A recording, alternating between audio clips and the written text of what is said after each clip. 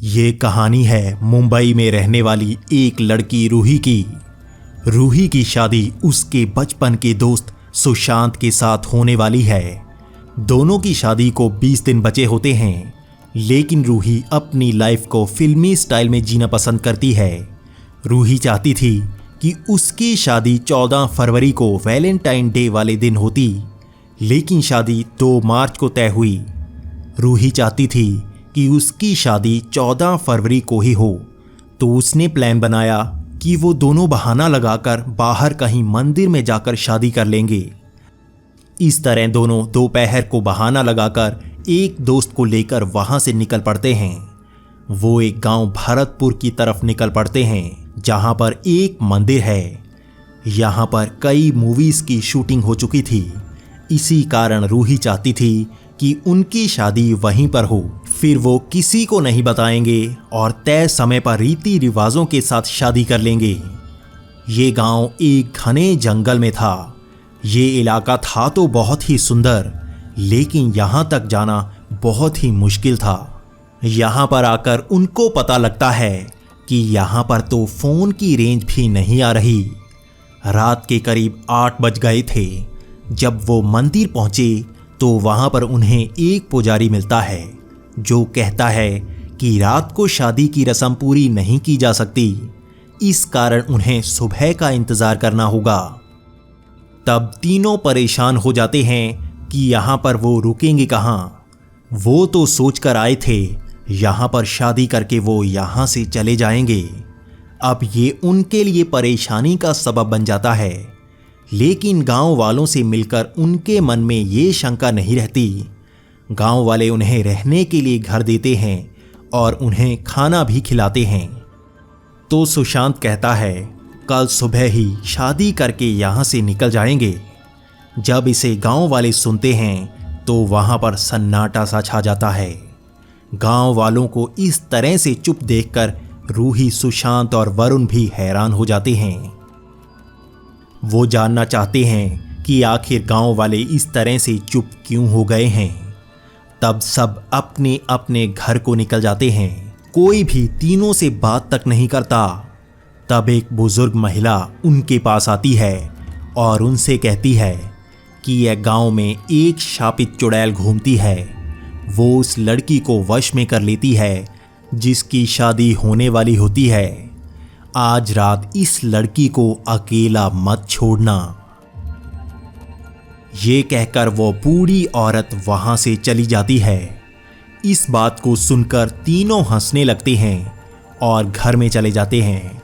वहां पर 2 कमरे होते हैं। रूही एक कमरे में सो जाती है और सुशांत, वरुण एक कमरे में सो जाते हैं। आधी रात को एक तेज आवाज होती है।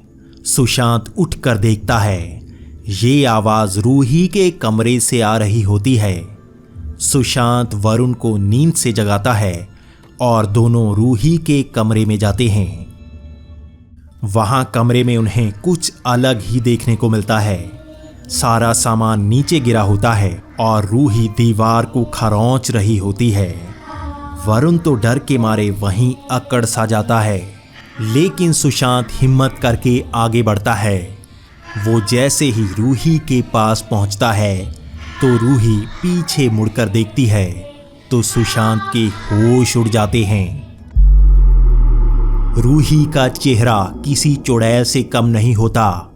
उसकी डरावनी आंखें, उसके बाल जैसे किसी बूढ़ी औरत के हों। सुशांत डर के मारे 2 कदम पीछे हट जाता है। तभी उसकी नजर रूही के पैरों पर पड़ती है। रूही का शरीर तो सीधा होता है, लेकिन उसके पैर उल्टे हो चुके होते हैं। इसे देखकर दोनों डर के मारे घर से बाहर भागते हैं। दोनों बहुत चीखते हैं, लेकिन कोई अपने घर से बाहर नहीं आता। दोनों को समझ नहीं आता कि क्या करना है। तब एक घर से वो औरत बाहर आती है। सुशांत और वरुण के चेहरे को देखकर वो समझ जाती है कि क्या हुआ है।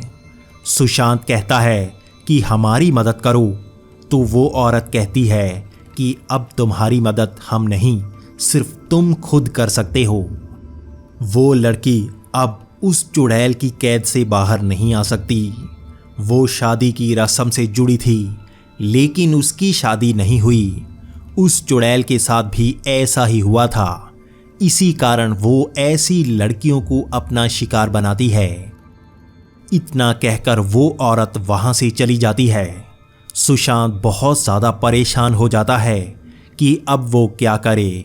वो दोनों हिम्मत करके दोबारा उस घर में पहुंच जाते हैं।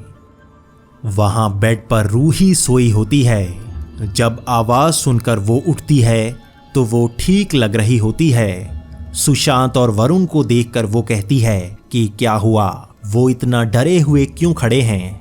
तो सुशांत उसे सब बता देता है।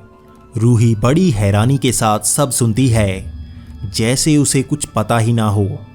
तब वरुण कहता है शायद वो चुड़ैल वहां से चली गई। सुशांत कहता है रूही तुम सो जाओ, कल बात करेंगे। रूही बेड पर लेट जाती है।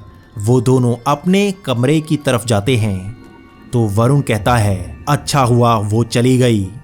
तभी पीछे से एक तेज आवाज आती है, मैं यही हूं। तो दोनों पीछे मुड़कर देखते हैं तो पीछे रूही उसी चुड़ैल के रूप में आ चुकी होती है। वो दोनों डर के मारे कांपने लगते हैं। तो हिम्मत करके सुशांत उससे पूछता है कि तुम्हें क्या चाहिए, क्यों तुम रूही की बॉडी में आई हो। तो वो चुड़ैल कहती है कि मुझे भी एक लड़का शादी का वादा करके छोड़ गया था। मैं तड़प तड़प कर मरी थी। मैं ऐसी लड़कियों का शिकार करती हूँ जिनकी शादी होने वाली होती है। अब मैं रूही को नहीं छोड़ूंगी। तब सुशांत कहता है कि इसका बदला तुम उस लड़के से लो। तुम रूही को मारकर उससे बदला क्यों ले रही हो। तो वो चुड़ैल कहती है कि जैसे मेरी शादी नहीं हुई, मैं इसकी शादी नहीं होने दूंगी। ये मेरा शिकार है। इतना कहकर वो हवा में उड़ने लगती है। वो एक डरावने रूप में आ जाती है। दोनों की हालत पतली हो जाती है। वो दोनों दूसरे कमरे में भाग कर आ जाते हैं। सुशांत का मन बहुत उदास हो जाता है। तो वरुण कहता है कि वो रूही को छोड़ेगी नहीं। हमें पुजारी के पास जाना चाहिए, शायद वो कोई मदद कर सके। वो दोनों ही उसी मंदिर का दरवाज़ा खटखटाने लगते हैं। आधी रात का समय होता है तो काफ़ी देर बाद पुजारी बाहर आता है। दोनों सारी बात पुजारी को बताते हैं। तो पुजारी कहता है कि चुड़ैल की शक्ति मंदिर में आने पर नष्ट हो जाती है, लेकिन आप उसे यहाँ ला नहीं पाओगे। इसका जवाब आपको सिर्फ उसी से मिलेगा।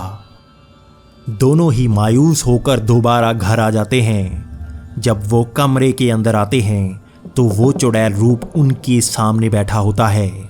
वो सुशांत पर हंस रही होती है। वो कहती है कोई पुजारी या बाबा तुम्हारी मदद नहीं कर सकता। रूही अब मेरी है और कल वो मरकर भी तुम्हारी नहीं होगी। सुशांत के चेहरे पर अब डर नहीं बल्कि मायूसी होती है। वो जानता है वो शायद इस चुड़ैल को रूही से दूर नहीं कर पाएगा। तो सुशांत कहता है तुम्हारे साथ ऐसा क्यों हुआ था, क्यों वो तुम्हें छोड़ गया था। तो वो चुड़ैल बताती है कि अगले दिन उसकी शादी थी। वो दोनों एक दूसरे को कई सालों से जानते थे।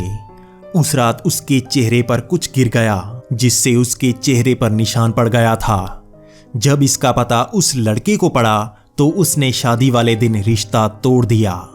सब गांव वालों ने भी उसकी गलती ही निकाली। उसे किसी ने नहीं अपनाया।